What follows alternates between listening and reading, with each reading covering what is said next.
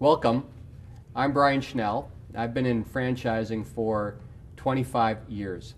I have the privilege and honor today to spend time with Shelley Sun, the co-founder and CEO of Brightstar Franchising, and for today's purposes, the author of Grow Smart, Risk Less. Shelley, welcome. Thank you very much. Shelley, tell us about Grow Smart, Risk Less and why you wrote the book.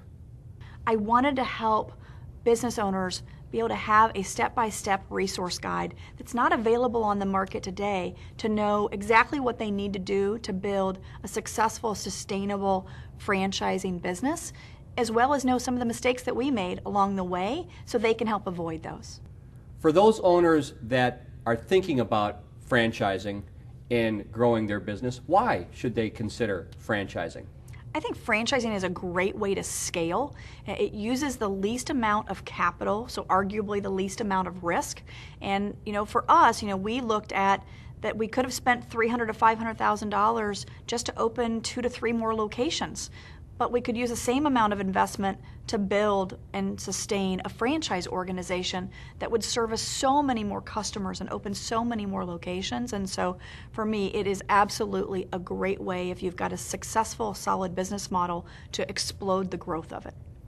Shelley, there are other books on franchising. You and I have read those books. What's different about Grow Smart, Risk Less?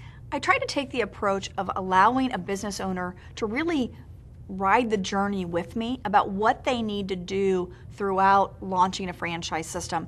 And past the launch, which I think is important, of how do you seed the right culture both with your internal team and with your franchisees to allow the franchise organization to be a brand that's still going to be around 10, 20, 30 years from now. I think the books that I see are a more academic approach compared to how do I really do it. And I've really done it. So I knew what went well, and I know where we stumbled along the way, and I made all of those tips, tricks, and best practices available to the reader to have them have a much stronger, faster start, and hopefully more success than we've even been able to have. One of the concepts that you talk about in the book, Shelley, is whether a business is franchise worthy. What do you mean by franchise worthy?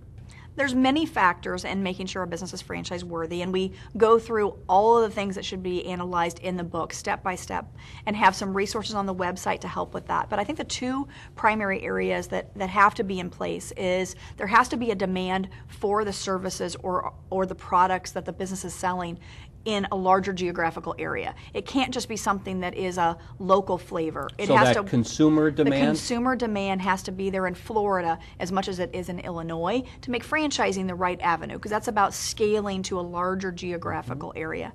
The second thing is that presumably the company-owned model that's going to be franchised was profitable, was successful. But you have to do the same analysis to make sure that once you add in the fees that franchisees will spend, that they can be profitable as well. And so I think it's looking at both the franchisor viability, but or more importantly, the viability for the franchisee. You've talked about the importance of this feasibility study.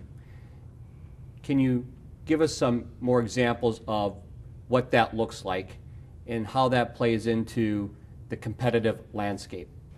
Well, we started by just looking and seeing who the competitors were. I mean, as simple as a Google search to see, who the competitors are out there that are providing senior care or home care. And then we had that list that were coming up pretty repeatedly. And there's ways to access public information on all of those companies to see how many franchise units are they selling and how profitable are they and how are their franchisees doing. And we go through in the book step by step exactly how to get access to that information that many business owners might not know how to tap into that. But there's many resources out there to help with that, and we've tried to make that available as well. One of the terms you use in the book is a student of franchising. What do you mean by being a student of franchising, and how do you spread that throughout your team? I think I realized when I became a franchisor that I wasn't just in the home care business anymore. I mean, I have a home care business model, but I have a franchising business model, and I didn't know that. And I'd like to know what I'm doing and make sure I can do it well. And so when we started franchising, I wanted to go to every, event. I wanted to join the International Franchise Association. I wanted to get my certified franchise executive designation because I really wanted to be among those that knew what franchising was and how powerful it could be. And I encourage, anyone who's looking at franchising, it's not just about making sure their model is viable, but once you make the commitment you're going to be a franchisor, for the sake of your franchisees and the sake of your business, you need to go back and be a student and understand that there's a business that you came from and there's a business of franchising, and they're different.